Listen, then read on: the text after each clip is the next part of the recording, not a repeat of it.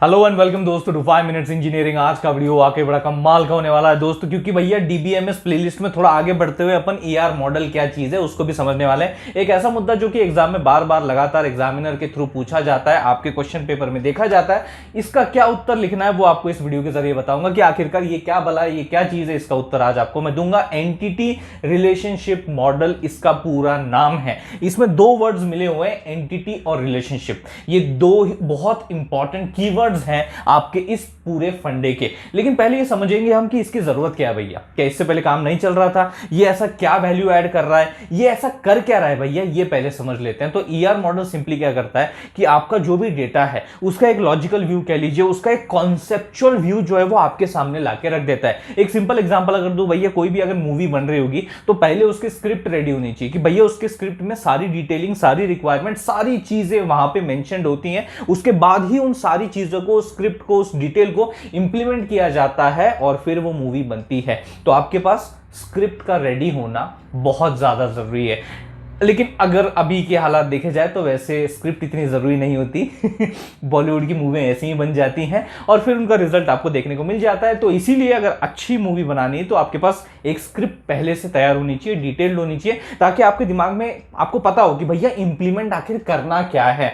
Similar way में अगर आपको कोई भी बिल्डिंग बनानी भैया, ओके, कितनी भी स्टोरी बिल्डिंग हो सकती है, कितनी भी लंबी, कितनी भी मोटी, कितनी भी छोटी, कुछ भी हो सकता है, लेकिन उसकी ब्लूप्रिंट आपके पास तैयार होनी चाहिए। आपको पता होना चाहिए कि भैया मुझे इनटू एक्शन क्या करना है, इनटू इंप्लीमेंटेशन क्या लाना है, ये आपको पता होना चाहिए। तो आगे चल के भैया एसक्यूएल भी समझने वाले हैं, उसकी एक अलग से डिटेल्ड प्लेलिस्ट अपन बनाने वाले हैं, तो वहां पे इंप्लीमेंटेशन वर्क अपना होगा। लेकिन उससे पहले अपने डेटा को अगर समझना है, कॉन्सेप्चुअल व्यू जरूरी है, तो ईआर डायग्राम आपके मदद में हाजिर है। तो जैसे मैंने बताया था बहुत सारे कीवर्ड्स हैं वैसे तो, लेकिन दो कीवर्ड्स तो नाम में लगे हुए हैं, जैसे कि आपका एंटिटी। अब ये एंटिटी क्या होता है? What is entity? मतलब एक ऐसा कोई भी ऑब्जेक्ट पकड़ लीजिए जिसका एक फिजिकल एग्जिस्टेंस है। ओके, जैसे कि फॉर एग्जांपल यार बहुत ही कॉमन है, बहुत ही कॉमन एग्जांपल हर एक ईआर मॉडल में आपको देखने को मिल जाएगा, जैसे कि स्टूडेंट। ओके, वो कुछ भी हो सकता है, कार हो सकता है, बस हो सकता है, ऑर्गेनाइजेशन, कुछ भी हो सकता है जिसका फिजिकल एग्जिस्टेंस एग्जिस्ट करता है, वो आपका रिस्पेक्टिवली एंटिटी है। That is what we call it as a entity. तो अब एंटिटी को कैसे दर्शाते हैं अपन इस ईआर मॉडल में? सिंपली भैया कुछ इस तरीके का डब्बा बना देते हैं अपन। ओके, इस तरीके से बॉक्स बना देते हैं और उसमें अपन वो जो एंटिटी का नाम है वो वहां पे स्पेसिफाई कर देते हैं। अब एंटिटी के बाद एक और भैया कीवर्ड निकल के आता है, वो है एंटिटी सेट। अब ये एंटिटी सेट क्या होता है? अब सिंपल सा जैसा दिमाग चलता है कि भैया अगर ये एंटिटी है तो इसका सेट, मतलब इससे मिलते जुलते जितनी भी आपकी एंटिटीज होंगी, जैसे फॉर एग्जांपल ये स्टूडेंट है, ठीक है। अब मैं क्लास की अगर एक बात करूं तो उसमें बहुत सारे स्टूडेंट्स होते हैं, ओके, तो यहां मैं बोलूंगा कि अ सेट ऑफ स्टूडेंट्स। यहां मैं क्या बोलूंगा? Set of students, and that set of student is nothing but we call it as a entity set. तो एंटिटी सेट के अंदर जितने भी आपके यहां पे एंटिटीज होंगे उनका एंटिटी टाइप सेम होता है। जैसे फॉर एग्जांपल अगर इस एंटिटी सेट को मैं ई बोल रहा हूं, इस एंटिटी को जो कि स्टूडेंट अपन ने अभी बोला है, अगर मैं उसे ई बोल रहा हूं तो यहां पे जो E1 है, E2 है, E3 है, E4 है, कुछ इस तरीके से अपन रिप्रेजेंट करते हैं अपने एंटिटी सेट को, जिसमें सिमिलर काइंड ऑफ एंटिटीज आपकी इन्वॉल्व होती हैं, जिनका सबका एंटिटी टाइप सेम होता है। Student in this respective case हमारे एग्जांपल में आपको देखने को मिल जाएगा। उसके बाद अगला जो एक आता है भैया बहुत ही इंपॉर्टेंट कीवर्ड, वो है एट्रीब्यूट। अब ये एट्रीब्यूट क्या होता है?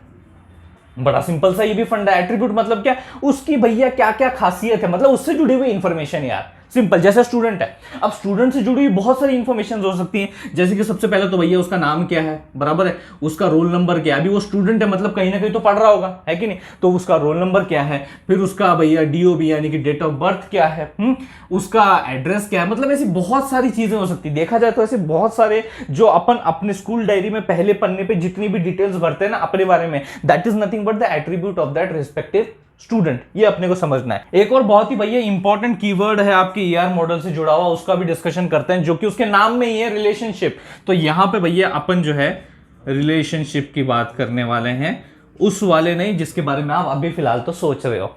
ओके, अपन इसके बारे में जो कि इन रिगार्ड्स टू डेटाबेस, जो डीबीएमएस के रिगार्ड्स में जो रिलेशनशिप है उसकी अपन यहाँ पे बात करने वाले। तो इसका सिंपल सा मतलब क्या निकल के आता है, जैसे कि मैं यहाँ पे ये स्टूडेंट, तो ये एंटिटी यहाँ स्पेसिफाई कर ही रहा हूं, बराबर है।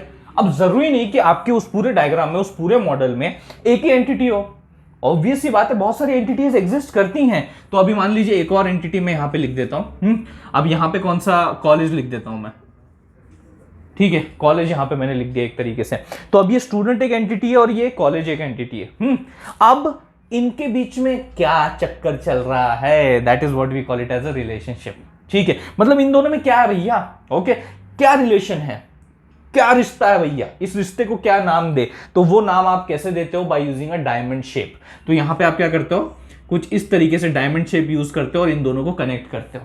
तो फिर इस डायमंड शेप में आप लिखते हो इनके रिश्ते का नाम, दैट इज रिलेशनशिप का नाम, जैसे कि जो कि आपको एक idea they they about these both connection. मतलब स्टूडेंट स्टडीज, मैं बोल सकता हूं स्टडीज इन, ओके, इस तरीके से मैं लिख सकता हूं। एक एग्जांपल के तौर पे समझ लीजिए, स्टूडेंट स्टडीज इन कॉलेज, बात खत्म। ओके, तो इससे अपने को समझ में आ गया कि हाँ भैया स्टूडेंट जो है पढ़ने जा रहा है कहां पे, कॉलेज। तो एक एंटिटी कहां जा रही है पढ़ने के लिए, दूसरे एंटिटी जिसका नाम कॉलेज है। तो इस तरीके से भैया ईआर मॉडल की जितनी जितनी जो भी बेसिक चीजें थी, फंडे थे, वो मैंने आपके सामने रख दिए हैं। आई होप इस वीडियो के जरिए ईआर मॉडल की एक बेसिक आइडिया आप तक पहुंच गई होगी। और आगे चल के एट्रीब्यूट के भी बहुत सारे टाइप्स हैं, रिलेशनशिप के भी बहुत सारे भैया अलग अलग विविध विविध प्रकार जो है वो एग्जिस्ट करते हैं, जिनके बारे में डिटेल्ड वीडियो आगे आने वाले हैं इस सीरीज में। तो भैया बने रहिए, और ये वीडियो अगर पसंद आ गया होगा तो लाइक कर दीजिए, उससे भी ज्यादा इस वीडियो को शेयर कीजिए अपने सारे दोस्तों के साथ। थैंक्स अ लॉट दोस्तों फॉर वॉचिंग दिस वीडियो।